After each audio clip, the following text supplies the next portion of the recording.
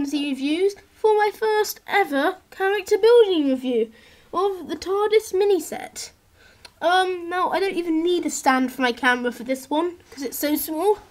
You can tell by the size of my TARDIS compared to that. Now I'm just gonna quickly show you the packaging. I'm not gonna review it or anything. It's just in case you want it and you want to know what it looks like. So that's what the packaging looks like on the front. I got it for £10 in Phoenix. And then the back with a little description there. That's all I need to show you. Right, so I'm going to start off reviewing the Doctor minifigure. Now, it will look a bit boring at first, but believe me, they are actually quite interesting. So let's start this off. Well, when I saw the pictures of them, I think they looked that good. I thought I'd just use Lego minifigures for them. But now looking at them in the flesh, they are a lot better. I'll just show you the articulation first. The head does a 360. The arms do a 360, but they get a bit stuck at the head. Ooh, his arm came out. That does happen if you do it too much, though. It does eventually come out if you keep doing it. That's another warning. I'll fix that in a second. I'll just do the rest of the articulation. Legs go forward and a bit backwards. He swivels 360 degrees at the hip. His hands also swivel 360 degrees. But I can't do that right now because I need to fix the Doctor figure. So I'll get back to you in a second. Okay, so it was quite easy to fix. You just need to put a little bit of pressure on it. Okay, well that was the articulation. And as you might know, it's a bit better than the Lego minifigures. I'll show you, I won't do detail yet, I'll just show you which bits you can take apart. The hair does not come off. The hair is part of the head. The head can come off. The legs can come off. That's the reason they're better at swiveling, because they've only got one thing to plug in. The arms, as you see, can come off, and so can the hands if you pull them hard enough. Also, the sonic screwdriver does come out of his hand. Okay, so I'm going to do the detailing now, and then a size comparison. Well, the detail is very good, surprisingly. I'm not sure if you can see it on this camera quality. It might be a bit blurry, hold on. But he's got a bit of a smile. His eyes are very detailed, and so is his hair. And his head is the right shape as well. His body is definitely a lot more of a realistic shape. Then you can see all the features in the bow tie. Buttons are a bit close together, but never mind that. Then the trousers are fine, and then the shoes are black. So overall the actual figure's fine, but then we move on to the sonic screwdriver. There's no colouring on it whatsoever, it's just a grey lump of plastic really. It is overall the shape of the 11th Doctor's sonic screwdriver. It is the shape of it, but no, it hasn't got any painting on it at all. It's just a grey shape. Now I'm going to go on to the size comparison. So, here is a normal Lego minifigure. There is the character options minifigure. And that is a average Doctor Who figure. And this is my cat.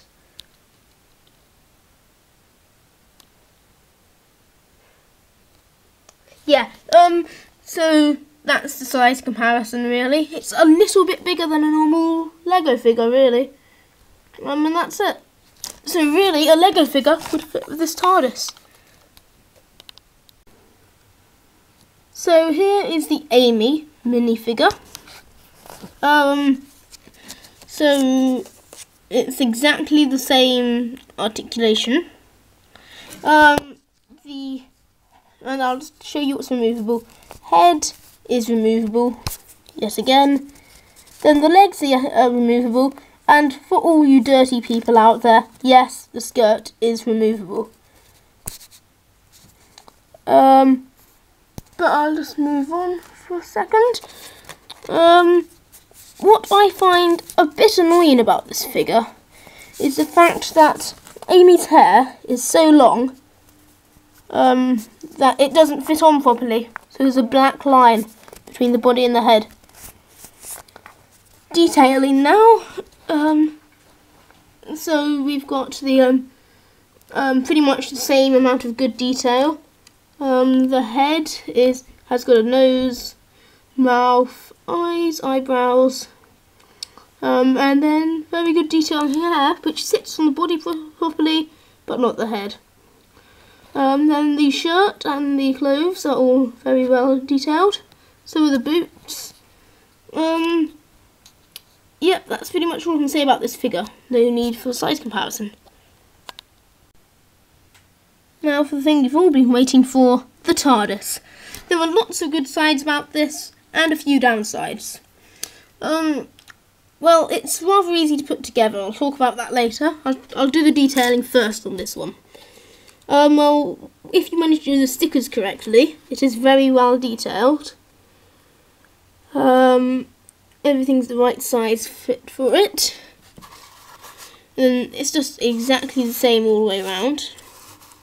The only downside of the detailing is the light. The way you have to put it on, it's not facing the right angle really. Not sure if you can see there's a line facing towards us when that's meant to be facing the sides. But oh well. And then the doors open inwards and outwards. But when you want to open them, really, they have to open inwards. Now, you can see the background inside there. The floor is the bright white colour. As most people will know, is from the gallifreying lighting above the door. The only downside is it doesn't go far enough across. So you can see the black bit, not the black bit, the blue bit there. But from straight on angle, it looks fine. The only way to shut the doors, for me this is I have to pull them both right out, and then shut them inwards. Because if you shut one, you can't shut the other one. So yeah, it's pretty good, apart from the inside is a bit of a letdown. It's pretty easy to put together. Hold on a second. These are the instructions. Pretty easy to read. I'm on the wrong page. They're just like Lego really, except a bit easier really.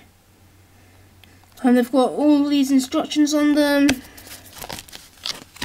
Then, unfortunately, it doesn't tell you where to put the stickers, so you have to judge yourself where to put them. The stickers all come with spares. There are 2 random character building stickers. A spare police public call box one. There was another spare police telephone free for use of public and everything sticker, but I accidentally used that. I'll tell you why in a second.